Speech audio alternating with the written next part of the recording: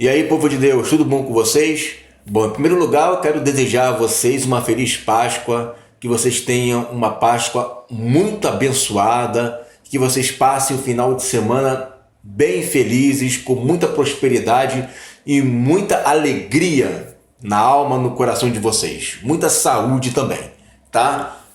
Eu coloquei o título da mensagem de hoje, A Páscoa Ameaçada. Ameaçada por quem? Nós lemos no vídeo que eu lancei ontem a respeito da Santa Ceia. E por que eu lancei esse vídeo a respeito da Santa Ceia? Eu fiz um teste, tá? Fiz um teste no meu canal, algumas pessoas conseguiram entender, outras pessoas não conseguiram entender. Um irmão compartilhou no Face e ali fizemos o test drive, tá? Com alguns pré-tribulacionistas. Fizemos esse teste e realmente eles não conseguiram entender. Alguns outros irmãos também em um grupo de WhatsApp, fizemos esse test drive, não conseguiram entender, tá? Sempre vinha conversando, mas pulava para os textos. Mas esse texto aqui que fala do livramento. Ah, mas esse texto aqui que não diz igreja a partir do capítulo 4 de Apocalipse. A questão agora não é essa, porque tem resposta para isso. Só que eu quero aprofundar o nível do assunto. Esse tipo de argumento, Apocalipse 3,10, se como guardaste a palavra da minha paciência, eu também te guardarei do dia da tentação que há de vir para atentar a terra.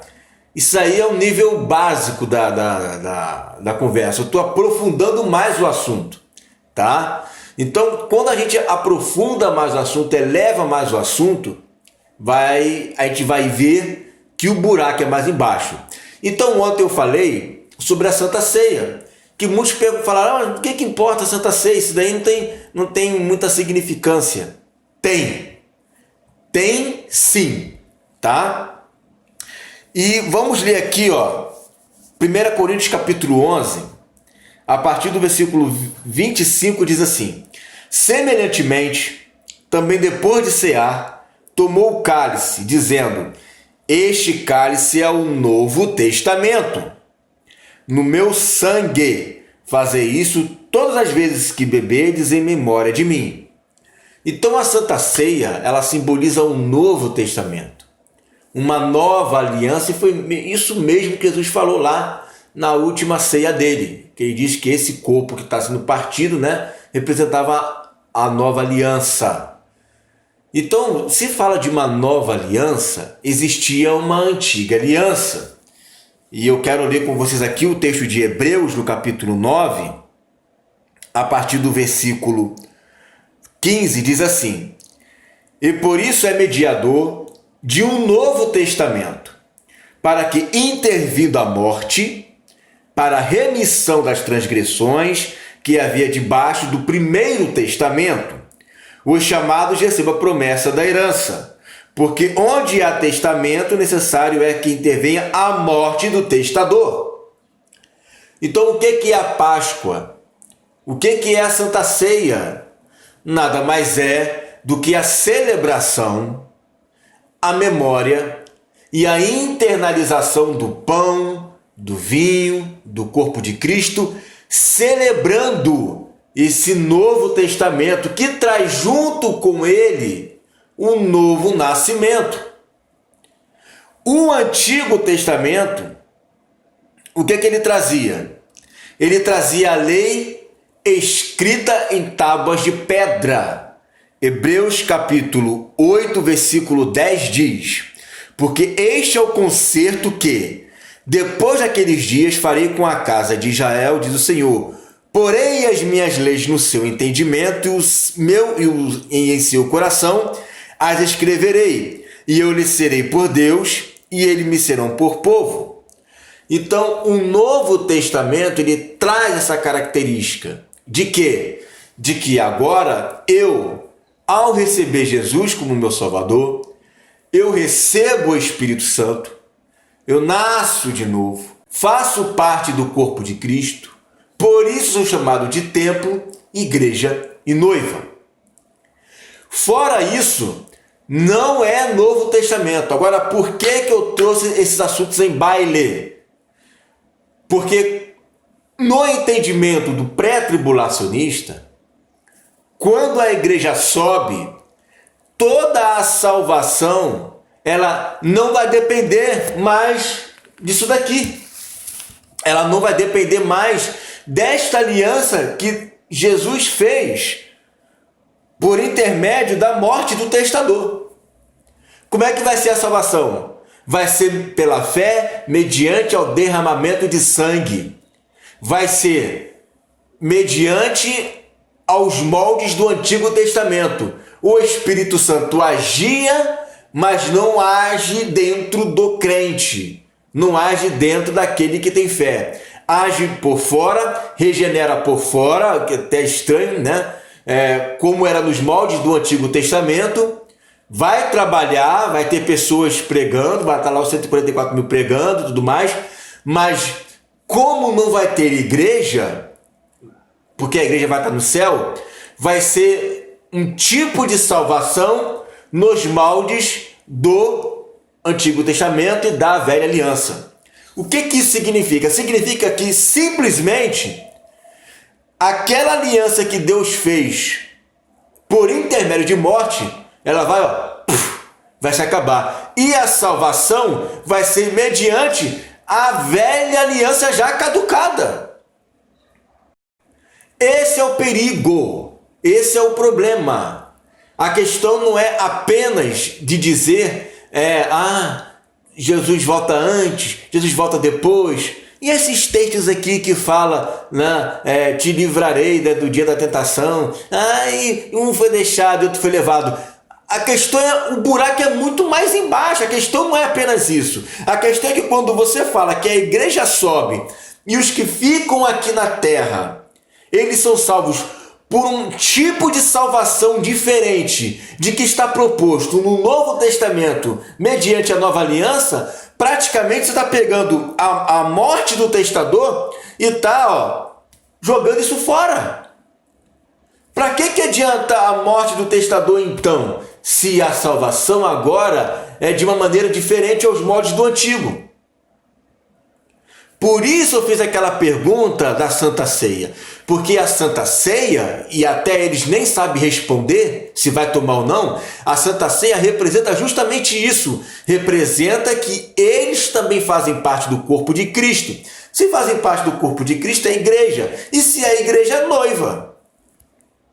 Agora, se você está dizendo que eles não vão tomar da Santa Ceia,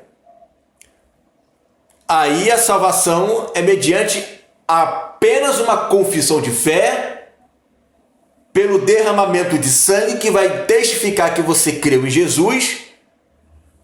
Mas aí, esse tipo de salvação depois de Cristo vai estar fazendo com que a nova aliança ela tenha um intervalo, um hiato de tempo. Ela venha a ter um período em que ela não vai mais existir. Então, é uma salvação que vai ocorrer durante esse período estranha ao Novo Testamento. Vocês estão percebendo que o negócio é mais complicado do que se parece? Não é uma salvação simplesmente por eu crer. Mas o pessoal do Antigo Testamento, eles criam assim, não nasceu de novo. Mas eles viviam debaixo da lei. Eles viviam debaixo da velha aliança. Agora estamos numa nova aliança. A proposta que esse pessoal está fazendo é o seguinte: vamos dar um término, né, na nova aliança, vamos voltar para a antiga aliança e depois a gente volta de novo para a nova aliança. Isso é um absurdo. É anular, né, aquilo que foi intervido pela morte, pela remissão das transgressões que havia debaixo do Primeiro Testamento. O Primeiro Testamento já foi. Jesus já anulou ele. Quando eu falo anular, é caducar esse tipo de salvação por intermédio de sangue, de homem. Que no caso do pré-tribulacionista, eles acreditam que a salvação é por intermédio do sangue. É o sangue do cordeiro, mas tem que ter um derramamento de sangue por martírio. É o que eles ensinam.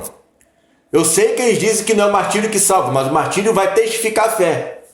Tá? Agora, quando você diz que a salvação ela não é mais nos moldes de hoje, que nós estamos vivendo hoje, é você ressuscitar a velha aliança. E essa velha aliança já foi, já escafedeu-se, já acabou. Não existe nenhum outro tipo de salvação que não for por intermédio do novo nascimento. Não existe.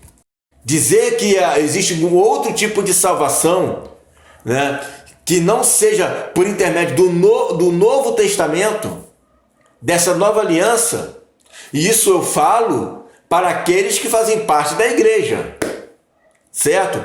Aquele que faz parte da igreja e aquele que vai confessar mais na frente e que creu em Jesus, gente, como é que pode a pessoa vai receber o Espírito Santo e não ser igreja?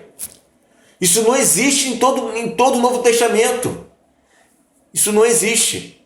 Os caras vão estar curando, os caras vão estar pregando o evangelho. Ah, mas quem convence da justiça, do pecado e do juízo é o Espírito. Então o Espírito vai estar lá, né, trabalhando, mas não dentro do crente, mas fora dele.